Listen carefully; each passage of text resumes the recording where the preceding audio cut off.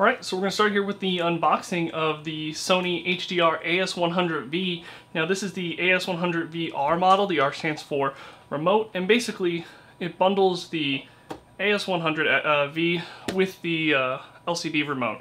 It's about a savings of $50, so the camera by itself retails for $299. With the remote, it's going to be $399. The remote by itself is about $149.99, so you're saving again about 50 bucks. And what that's going to allow you to do is basically connect through this camera's Wi-Fi and see a display on the remote, and you'll also be able to connect the remote up to 5 to 6 AS100s or any of the Wi-Fi compatible Sony HDR line of cameras. So pull this out here for now. So the new AS100 is sporting a sort of two-tone design. Get this out of here real quick. So you're going to need like a flathead screwdriver to take this out. Actually, let's just pull it out of here for now. So let me zoom in on this, make sure you guys can see it here. So right off the bat, this thing feels a hell of a lot sleeker.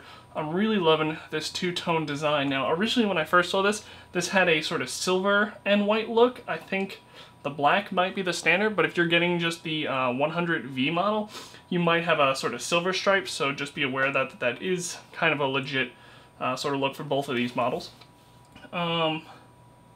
This is new right here. I'm not sure what this piece does. We'll go into that a little later. We got our previous and next button. This model is actually also lighter than the AS30 and the AS15, and it feels it. I don't know off the top of my head what the difference is, but on the back here you got your hold button. That way if you don't want to accidentally record, you can sort of lock that. Now it used to be not really a huge issue when you had this thing by itself, because there was no way to really hook this up with a tripod mount by itself, but there should be an adapter in the box or sold separately that'll allow me to attach this. It'll be able to let me use this by itself without the casing on it, and that'll make that lock on the button here much more important. So let's open this up. So we get this little locking switch right here. Flip that open, pops open. If you're used to the AS15 tray, this used to have a, if you're used to the AS15, there used to be a pull-out tray for this. They got rid of that with the AS30, so you can just slide the battery in right here. This feels a lot more secure. It's got a sort of a dual strap here, so it's definitely not as flimsy. It's got a nice rubber seal on the side of it. Again, that's not something the last one didn't have, but it's definitely feels a lot nicer. Oh, and that automatically has sort of a snap lock. The last one did not really do anything like that. So on the bottom here, this is gonna be, I believe, where our micro charger is. That's sort of a micro USB. And then here is your HDMI out, which is sold separately. This, again, I always forget what this is for. Maybe it's for a remote or something, and that is for your microphone.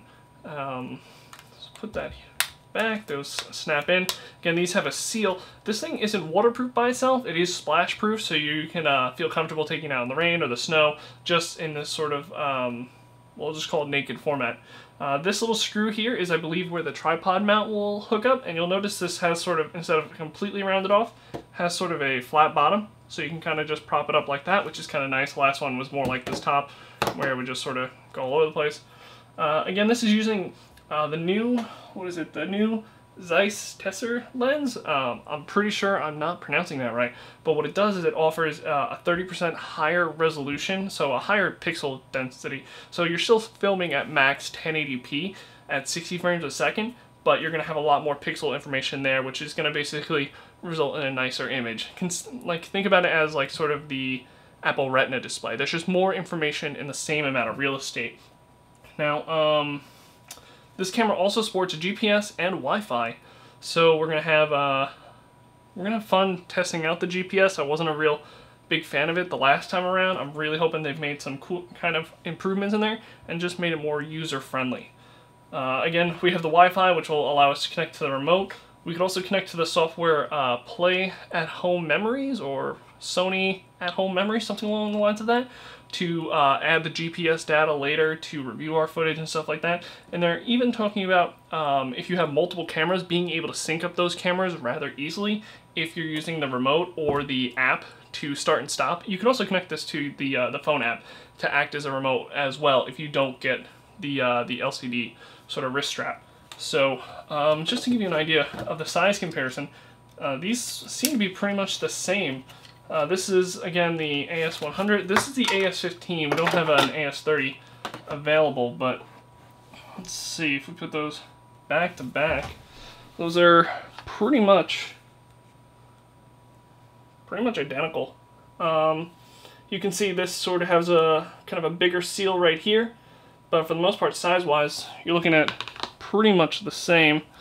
So I'm going to zoom out here again a little bit, and we'll take a look at some of the accessories. So let's take a look at this case. Now with the AS30, they updated the case, and it was pretty much the one thing I really loved about the upgrade from the AS15 to the AS30. Everything outside of that was pretty much on par with the AS15 if you followed the firmware updates. So again, if you're not familiar with the AS30 and you're more familiar with the AS15, the cases become a lot smaller. Again, on the bottom here, we have the AS100 case. So actually, we'll just zoom in here again real quick. So AS100 case features these two little buttons so you can control your little previous and next button, and this is basically your select button here. Again, we have this sort of tripod mount on the back. I really don't like this. I'd rather it be more centered in the middle, but the way their locking mechanic happens, it has to stay there.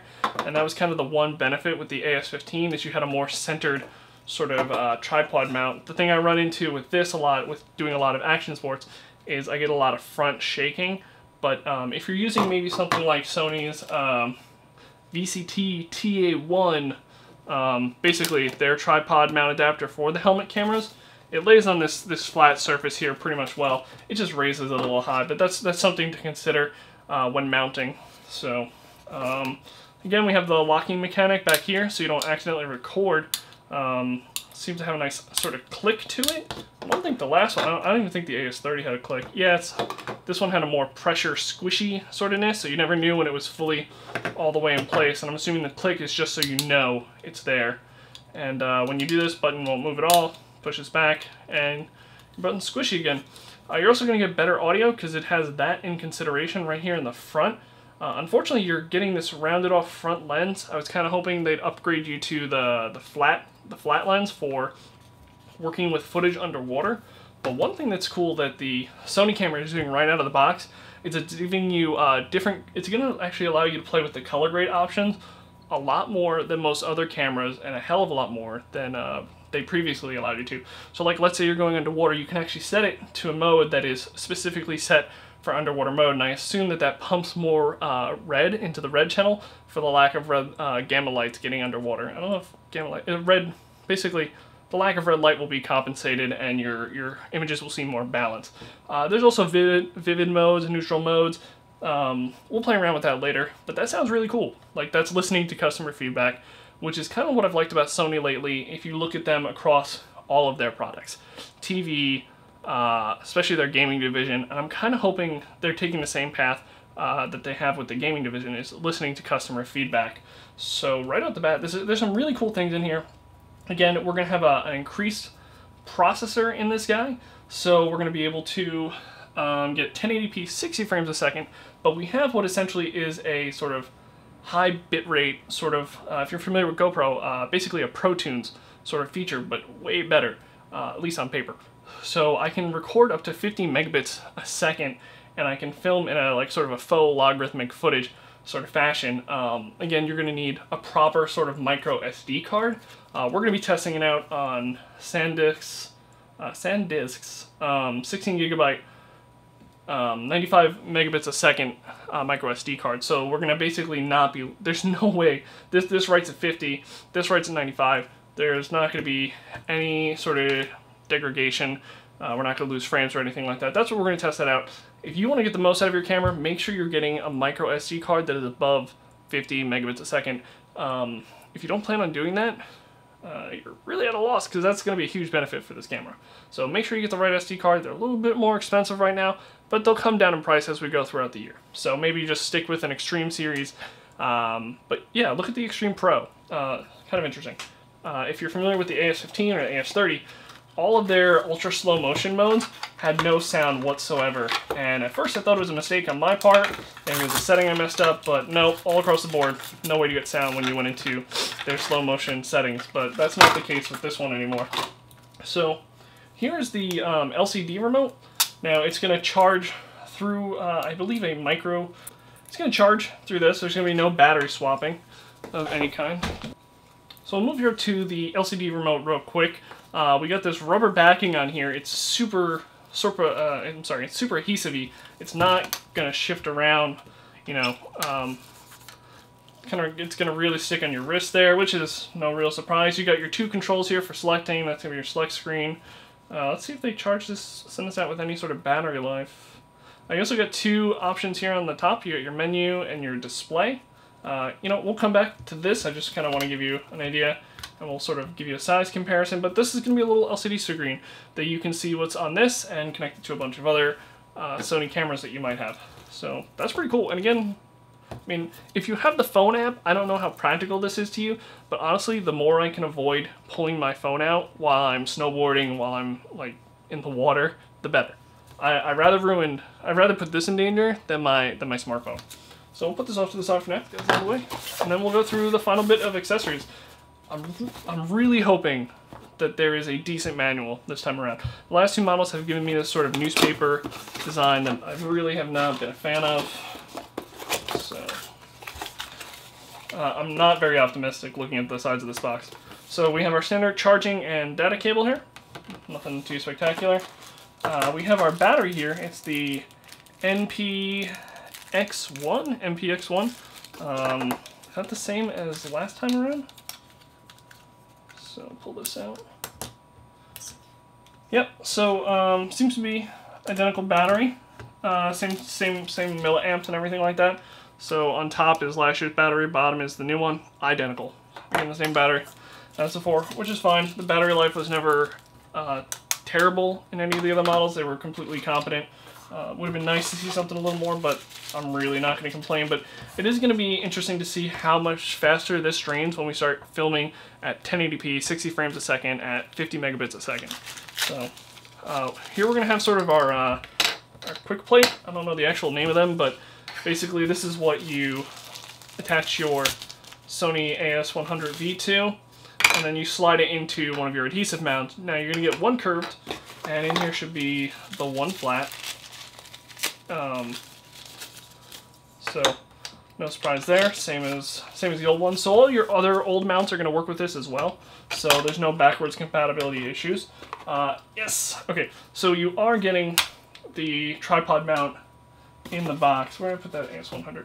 So I should be able to just. Oh, this is awesome. Okay, so this is probably how I will use this most of the time, with the exception of maybe some of our standard tests. But look at that. Look how sweet that is. Now this can be thrown on any tripod mount you have. Oh, and it's centered. Alright, that's actually pretty cool. Ignore my excitement. I really wasn't expecting it to be centered, unlike the case. So that's a huge plus to this little device. And without the case, you're obviously going to get much better audio. Your lens quality shouldn't be much different. I mean, you're filming without the case, the big benefit is usually audio. So that's one thing to consider. So that's cool. I'm stoked about that. And that's our sweet friend newspaper manual. Oh, how I've missed you. There's so many of them this time around, though. Look at all these directions. I can learn how to give my phone a bath, and I know what to feed it now, and everything like that. So if you're worried about not knowing how to use this camera, don't worry. Sony has sent you 17 manuals. So anyway, let's get out of the unboxing phase and let's do some quick tests with this. And yeah, let's get out there.